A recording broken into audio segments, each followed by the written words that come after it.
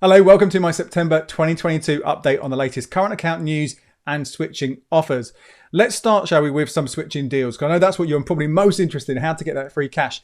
And there have been some changes. Two of them have hiked how much they give, and one of them has changed completely the offering. Let's start with those hikes first of all. First Direct, they moved their money up to 175 quid early in August, and in response to that, Santander did the same. Moved from 160 quid to 175 in the middle of last month. Both those deals are still available for you right now. They are the highest paying switching deals going. Obviously, with these and the other ones I'll speak about in a second, there are terms and conditions, things you have to do to get that money. You're not just going to get the money for opening the account. So if you're a bit unfamiliar with how all this works, make sure you watch my video about how to switch your bank, and read my article, becleveryourcash.com/banks, which details all the different terms and conditions for those switching deals. So whether you need direct debits, whether you need to pay money in, all that kind of stuff. The other offer that has changed is from Virgin Money, and they do this every kind of 3 months, every quarter more or less, where they revamp the offering. And in the past, this has been one of those switching deals where people have maybe been, I can't be bothered with that, I can't be asked, because it's like bottles of wine, a Virgin Experience voucher, 20,000 Virgin points, which you can use on Greg's sausage rolls. I mean, they haven't been massively exciting if you're not a drinker or not keen to get the other bits and pieces. This is the first time where you will get cash. Well, I say cash, technically you're getting cash back, and I think it's pretty decent. You will get 25% cash back on your spending at supermarkets and at petrol stations for a period of 60 days. And that is capped up to 160 quid. So it's better than the others, because you are going to be spending, most of us, right, we are spending money at the supermarket, and a lot of us are buying petrol as well. So we are going to be spending this money anyway. And the cashback we get, we can use for whatever we want. We're not restricted by using on points or wine or whatever it might be. Now, this can be used both in high street supermarkets and online supermarkets. I've checked with them. All the big guys are included. It also talks about miscellaneous food stores, which is a bit random, and convenience stores, markets, specialist stores, and vending machines.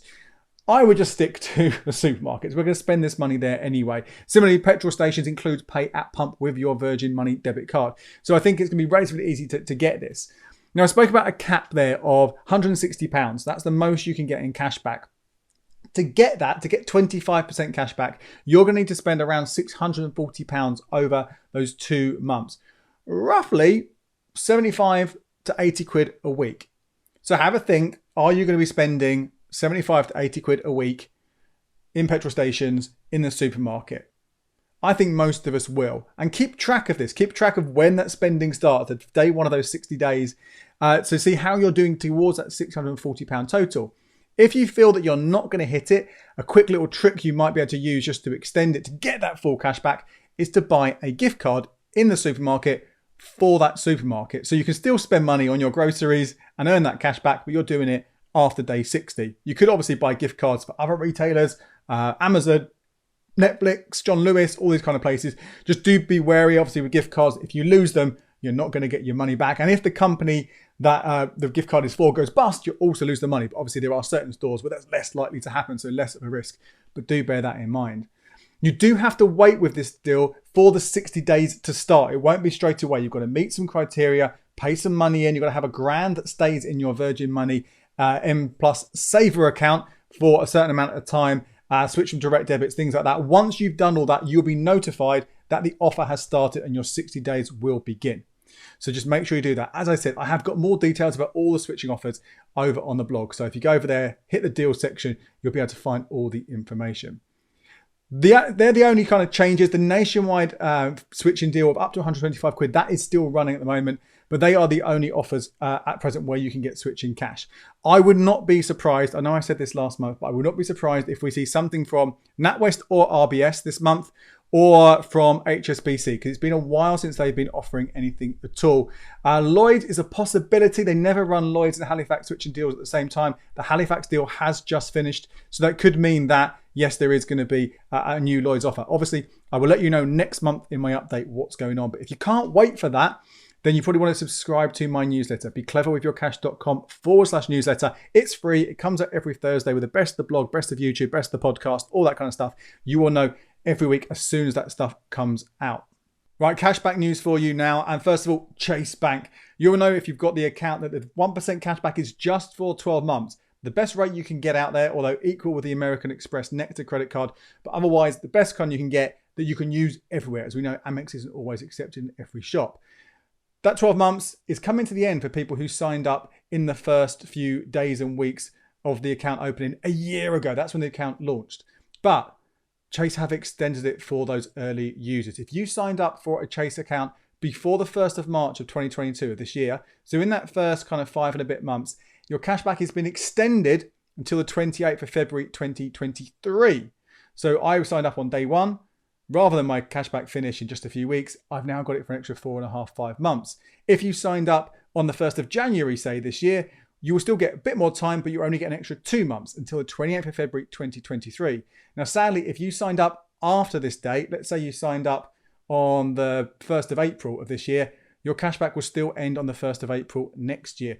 At the moment, that is kind of the threshold, the cutoff they've done. They may well change this. We'll see how things go along. I think this was in response to people going, right, well, when my cashback finishes pretty soon, I might ditch it. I might ditch my account and move elsewhere, particularly because the savings rate at 1.5% is still a fair bit off the best buy tables I spoke about in my recent savings video. So I think this is a way of trying to keep some people along in the short term. Maybe we'll see bigger changes come along on the way, but definitely worth knowing about if you are a Chase customer.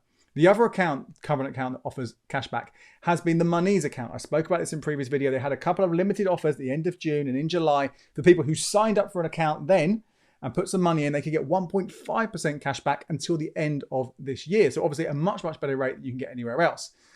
So the first people who signed up for this in late June, they've now had the first amount of cashback for July was paid at the end of August. So basically the cashback you earn for a month gets paid at the end of the following month. So a bit of a delay. So the first of the stuff has come through for people. And frankly, looking at my Facebook community, people who've got it there, people have been a little bit disappointed. Yes, the money has come through, but it just comes through as a lump sum. You just say, here's your cashback for July.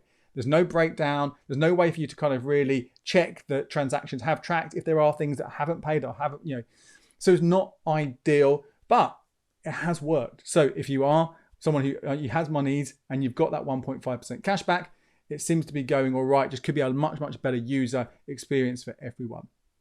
Let's talk about a couple of things, and then I want to give you an update on the Halifax Rewards account and having more of one of those. So in between, a couple of things very quickly to share with you. There are going to be more banking hubs opening, 10 more banking hubs opening in the UK. This is on top of 15 that have already been announced, but not yet opened, and 2 that have been taking part as a trial. The idea behind this is that banks will share a single premises on the high street and split the costs, and you'll be able to go in there and do your normal banking things. So rather than being a bank branch for each of those banks, which they relatively expensive for them, the amount of people use them, they will now have these shared hubs. Maybe they're only in there 1 day a week, or however they work, it will be quite different. Again, to say that's only 25 compared to the hundreds and hundreds and hundreds and hundreds and hundreds that have closed this year alone, let alone the same amount in previous years. There's still a long way to go, but it is good news for some communities, so do keep an eye on that. They're called money hubs.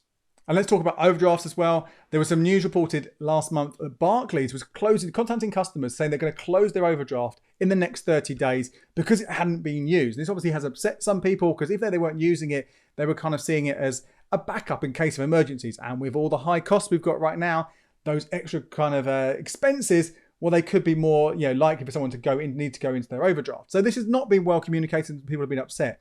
However, really, really important thing to note here is that you shouldn't be using your overdraft anyway. An overdraft is one of the most expensive ways to borrow money. Pretty much every single bank will be charging you 40% interest. That is sky high. So if you are getting very, very low on your bank balance, you have some expenses coming through that you know you need to pay. First of all, have you got savings? Use those savings. It's much, much better to use them and lose your 2% interest there than pay 40% on that same amount as a charge. If you haven't got savings, then maybe look at a 0% purchase credit card. Can you get hold of one of them? Again, there's no interest being charged on there for your borrowing. As long as you do pay it back in time before that kind of 0% period finishes, then you won't get charged interest. There are free ways to borrow. There are a couple of bank accounts which do offer a 0% overdraft. If you're going to go overdrawn just a little bit every now and again, First Direct's first account gives a £250 0% buffer. So that's pretty handy just for a little bit. Then you pay it as soon as your money comes through, you get rid of that and it's not going to charge you anything. If you have a larger overdraft, which is costing you a lot of money, say at 40%, maybe look at the Nationwide Flex Direct account. That would give you 0% for a whole year on potentially quite a sizable amount of money. However, that is only available to you the first time you have that account. Don't forget to mention at the top, there is a switching offer for that one as well, up to 125 quid. If that is not going to help you because you can't get that account for whatever reason, maybe look at your money transfer credit card. This is a bit like a balance transfer credit card where you move the money rather than card to card, you move the money from this new credit card to your current account. So let's say you got, I don't know, £1,000, you moved it to your overdraft, that would go. You would now owe that on the credit card, but it would be at 0% for a set amount of time. So you'd have to pay off that credit card, but it'd be cheaper than having it in the overdraft. Bear in mind, there'd probably be a fee of around 3% transfer fee for that. Now, I want to end this one talking about the Halifax Reward current account. I mentioned last week that some rule changes have come along that meant from the 1st of November, you could have up to 3 of these accounts rather than 1 solo and 1 joint. And I also told you how I'd opened up a new account then, even though it was August, not November, just to see what would happen. Well, I can give you a quick update on that. The account opened absolutely fine. Looking at my credit reports, there has been no hard search for opening this additional account. So that has not been a problem at all. Obviously, that could change, but it's been more than a month now. It's been 5-6 weeks since I did that. So that should have appeared on my credit reports. TransUnion via Credit Karma, Experian via MSE's Credit Club, and Equifax via Clear Score. There has been no hard check tracking on there. Obviously, it's not could come through, but I don't think it's going to. I think there was no hard search for this additional account.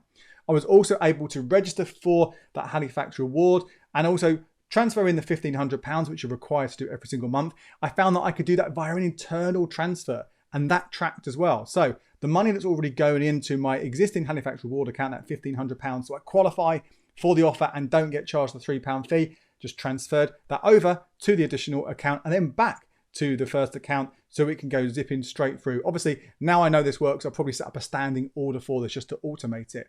You have to pay, well, choose, as I say, between having £5,000 in there every single day of the month. Don't do that, that's a waste. Or spend £500 on the debit card. Now, the trick that I use for this, I've told you about this before, is I actually use my card to top up my Monese account by £500. That's what I've been doing before. I could do the same thing with my Revolut account, but actually what I'm doing, because I am using a cashback credit card right now, an American Express one to get hold of a bonus, I am using this new card to pay £500 off my Amex bill every single month.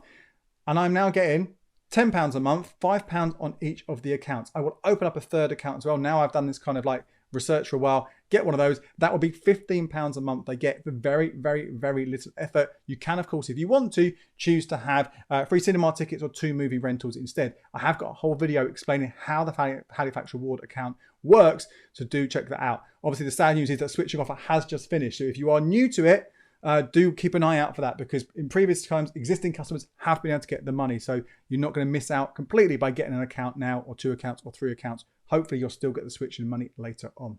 My name is Andy Webb. Thank you so much for watching. Please do hit the like button and leave me a comment below. I'd like to know what you think of the topics in today's video. And check out these other videos here to help you get the most from your bank.